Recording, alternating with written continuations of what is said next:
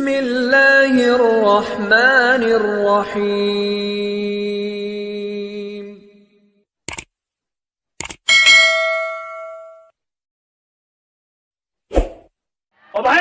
ভালোভাবে মন দিয়ে শুনবেন যে একজন মানুষ যখন একটা অপরাধ করলো তার জন্য সাক্ষী কয়টা হয়?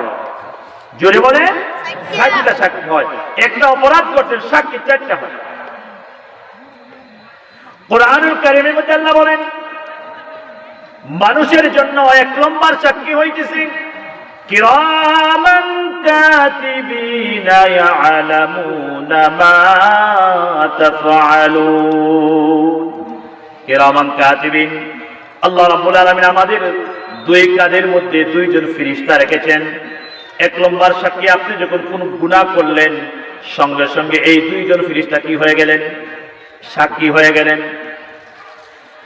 2 নম্বর হইতেছে আপনার আমলনামার মধ্যে আপনার আমলনামার মধ্যে আল্লাহ পাক আমলনামা ঝুলে রাখছেন, যা লিখবেন অটোমেটিক ভাবে ডায়েরি হতে থাকে, ডায়েরি।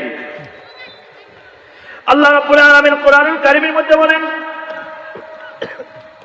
وَكُلَّ إِنسَانٍ أَلْزَمْنَاهُ طَائِرَهُ فِي عُنُقِهِ وَنُخْرِجُ لَهُ يَوْمَ الْقِيَامَةِ كِتَابًا يَلْقَاهُ مَنشُورًا اقْرَأْ كِتَابَكَ كَفَى بِنَفْسِكَ الْيَوْمَ عَلَيْكَ حَسِيبًا।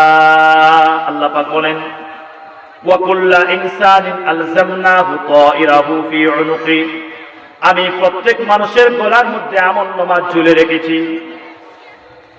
কিয়ামতের কঠিন ময়দানে আল্লাহ রাব্বুল আলামিন বান্দার সমস্ত আমলনামার একটা ডায়েরি তার সামনে দেয়া হবে। আল্লাহ পাক ডায়েরি দিয়ে বলবেন ইকরা কিতাবাকা কাফা বিনাফসিকাল ইয়াউমা আলাইকা হাসিবা। ইকরা কিতাবাক, তুমি তোমার কিতাব পড়ো, তুমি তোমার ডায়েরি পড়ো। কাফা বিনাফসিকাল ইয়াউমা আলাইকা হাসিবা, আজকে তুমি তোমার হিসাব গ্রহণের জন্য নিজেই যথেষ্ট। সাক্ষী কয়টা ভাই না? 2টা। একটা ফেরেশতা, 2 নম্বর আমাদের আমলনামার ডায়েরি। 3 নম্বর বান্দা যখন গুনাহ করে 3 নম্বর সাক্ষী হবে বান্দার অঙ্গ প্রত্যঙ্গ কিয়ামতের দিন। বান্দার অঙ্গ প্রত্যঙ্গ কিয়ামতের দিন সাক্ষী দিবে। আল্লাহ বলেন আল-ইয়াউমা নাখতিমু আলা আফওয়াহিহিম ওয়া তুকাল্লিমুনা আইদিহিম ওয়া তাশহাদু আরজুলুহুম বিমা কানু ইয়াকসিবুন। আল্লাহ পাক বলেন কিয়ামতের কঠিন ময়দানে বান্দার মুখের মধ্যে মোহর মেরে দেওয়া হবে, মুখ দ্বারা কোনো কথা বলতে পারবে না। ওয়া তুকাল্লিমুনা আইদিহিম, সে হাত আল্লাহর কাছে কথা বলবে। আল্লাহ এই হাত দ্বারা তোমার বান্দা অমুকের উপর জুলুম করেছে, অমুকের উপর জুলুম করেছে, অন্যায় করেছে। ওয়া তাশহাদু আরজুলুহুম, পায়ে আল্লাহর কাছে সাক্ষী দেবে। আল্লাহ এই পা, যে পা দ্বারা সেই ব্যক্তি যাত্রা গানের মধ্যে রাতকে রাত কাটায় দিয়েছে, গুনার কাজে গিয়েছে, হাত সাক্ষী দেবে, পা সাক্ষী দেবে। সাক্ষী কয়টা হইল? 3টা। 4র্থ নম্বর সাক্ষী হল বান্দা যখন গুনাহ করে 4 নম্বর সাক্ষী হয় যে জমিনের মধ্যে খাড়া হয়েছে গুনাহ করেছে, ওই জমিনটা কিয়ামতের দিন সাক্ষী দিবে। আল্লাহ বলেন ইয়াউমাইযিন তুহাদ্দিসু আখবারাহা বিআন্না রাব্বাকা আওহা লাহা। এই জমিনটা সাক্ষী দিবে আল্লাহ আমার উপরে দাঁড়ায়া আপনার বান্দা গুনাহ করেছে, নাফরমানি করেছে। এই জমিনটাই কাল কিয়ামতের কঠিন দিন সাক্ষী দিবে। বাঁচার কোনো পথ আছে নাকি? বাঁচার কোনো পথ নাই। কিন্তু ভাই দোস্ত বুজুর্গ, আল্লাহ রাব্বুল আলামিন এত বড় দয়া করেছেন, যদি কোনো বান্দা গুনাহ করে তার তো 4টা সাক্ষী হয়, কিন্তু যখন বান্দা গুনাহ করার পর তাওবা করে নেয়, আল্লাহ রাব্বুল আলামিন এই 4টা সাক্ষীকে আল্লাহ পাক বুলায় দেন। জোরে বলেন সুবহানাল্লাহ।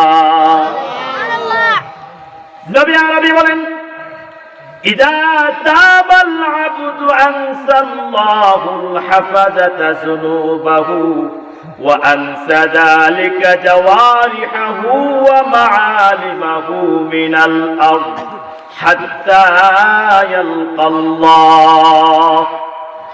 আল্লাহর নবী বলেন, কোন ব্যক্তি গুনাহ করেছে, গুনাহ করার পরে তার যে চারটা সাক্ষী হয়েছে, এবার যদি বান্দা গুনাহ করে নেয়, গুনাহ করার পরে বান্দা যদি তাওবা করে নেয়, তাহলে আল্লাহ রাব্বুল আলামিন বলেন, আমি ওই সমস্ত বান্দার যে ফেরেশতারা যারা লেখছিল ওই লেখনেওয়ালা ফেরেশতাদের মগজ থেকে, ব্রেন থেকে আমার এই বান্দার গুনার কথা আমি আল্লাহ ভুলাইয়া দেই।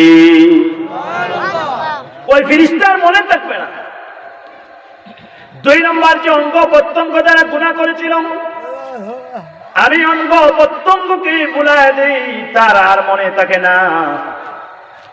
যে আমলনামার মধ্যে লেখা হয়েছিল এই আমলনামাগুলো আমি আল্লাহ মিটাইয়া দেই। এজন্য যখন সাক্ষী কোর্টে উঠানো হবে, কোর্টে উঠানোর পরে 4টা সাক্ষী হবে, 1 নম্বর সাক্ষী ফেরেশতা। ফেরেশতাদেরকে আল্লাহ পাক বলবেন, ওই ফেরেশতা বলো তো দেখি আমার এই বান্দা গুনাহ করছিল কি করছিল না, তোমাদের কাছে কোনো অভিযোগ আসেনি? অথচ অভিযোগ ছিল কি ছিল না? ছিল। বান্দা যখন তাওবা করেছে, এখন ফেরেশতা ভুলে গেছে, তার মনে নাই। তখন আল্লাহ পাক বলবেন, ফেরেশতারে আমার বান্দার বিরুদ্ধে কোনো অভিযোগ আসেনি? ফেরেশতা বলবে, আল্লাহ আমাদের কাছে তার কোনো অভিযোগ নাই। 2 নম্বর, আল্লাহ রাব্বুল আলামিন আমলনামা দেখবেন, আমলনামার মধ্যে আমার বান্দার কোনো গুনাহ লিপিবদ্ধ আছে কিনা। আমলনামা ডায়েরি যখন দেখা হবে, বান্দা গুনাহ করেছিল, তাওবা যেহেতু করেছে, তার ডায়েরি থেকে মিটাই দেওয়া হয়েছে। অঙ্গ প্রত্যঙ্গে গুনাহ করেছিল, অঙ্গ প্রত্যঙ্গ সাক্ষী দিবে না, অঙ্গ প্রত্যঙ্গকে ভুলাইয়া দেওয়া হবে। জমিনের মধ্যে কারা হয়ে গুনাহ করেছিল, জমিনকে আল্লাহ রাব্বুল আলামিন ভুলাইয়া দিবেন। বলেন তো দেখি, একজন আসামি যদি উঠে আর তার বিরুদ্ধে যদি কোনো সাক্ষী না থাকে, বলেন তো দেখি জজ তাকে কি করে? জেলে পাঠায়, বেকসুর খালাস ঘোষণা করে। বলেন সুবহানাল্লাহ। ওরে বান্দা, 70 বছর, 80 বছর, 90 বছর বয়স তোমার হয়ে গেছে, সঠিকভাবে যদি তুমি তাওবা করে নিতে পারো, তোমার যত গুনার দেরি আছে আল্লাহ রাব্বুল আলামিন সমস্ত গুনার দেরিকে মুহূর্তের ভিতরে আল্লাহ পাক মুছে ফেলে দেয়। আর একটু জোরে বলেন সুবহানাল্লাহ। এজন্য ভাই বুজুর্গ, গুনাহগারদের গুনাহ মাফ করার দায়িত্ব আল্লাহ নিজ হাতে নিয়েছে। আল্লাহু আকবার। সবাই বলে আল্লাহু আকবার।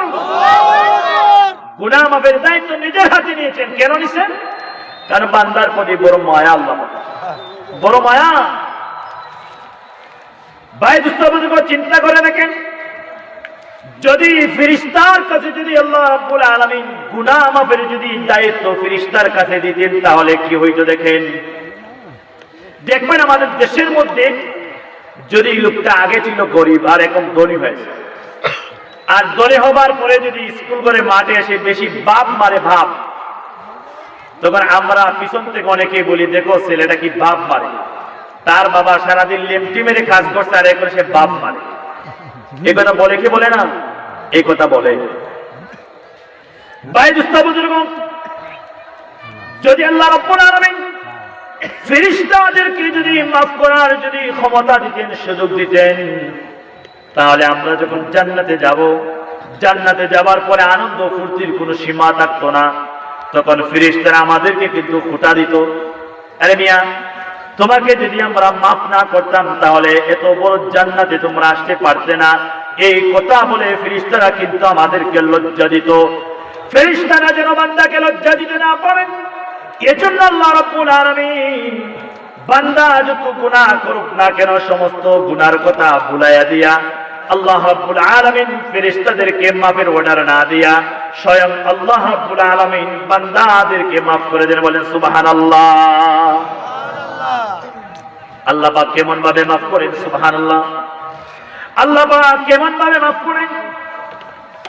বান্দা যখন তাওবা করে, আমরা অনেকে তাওবা করি না, তাওবা করার পরে আবার গুনাহ করি, এমন হয় কি হয় না? বান্দা তাওবা করে আবার গুনাহ করে, আবার তাওবা করে আবার গুনাহ করে। হাদিস শরীফের মধ্যে আল্লাহর নবী বলেন, বান্দা যখন তাওবা করার পরে আবার ভঙ্গ করে ফেলে, আবার যখন তাওবা করে, তখন আল্লাহ রাব্বুল আলামিন ফেরেশতাদেরকে ডাকতে বলেন, ফেরেশতারা রে, আমার বান্দার জানা আছে যে তার এমন একজন মাওলা আছেন যে মাওলা চাইলে তার সমস্ত গুনাহ খাতা মাফ করে দিতে পারেন। আমার বান্দায় জানে। ও আমার ফেরেশতারা, আমার বান্দা যেহেতু আমার ব্যাপারে এই ধারণাটা করে, আমি যদি চাই মাফ করে দিতে পারি, যাও আমি আল্লাহ রাব্বুল আলামিন আমার এই বান্দাটাকে আমি মাফ করে দিলাম। কয়েকদিন যায় গুনাহ করে না, আবার তার গুনাহ করার শখ জাগে, আবার গুনাহ করা শুরু করে, আবার অনুশোচনা আসে। অনুশোচনা আসার পরে যখন আবার গুনাহ করে, গুনাহ করার পরে আল্লাহ রাব্বুল আলামিন আবার বলেন, ফেরেশতারা রে, আমার বান্দা কিন্তু এই কথাটা ভালোভাবে জানে যে তার এমন একজন মাওলা আছেন, এমন একজন মালিক আছেন যে মালিকটা তাকে মাফ করে দিতে পারেন। এই কথা জানার পরে আমার বান্দা আবার গুনাহ করেছে, আবার আমার কাছে মাফ চেয়েছে। বান্দারা, ও আমার ফেরেশতারা, তোমরা সাক্ষী থাকো, আমি আমার এই বান্দাকে আবারও আমি মাফ করে দিলাম।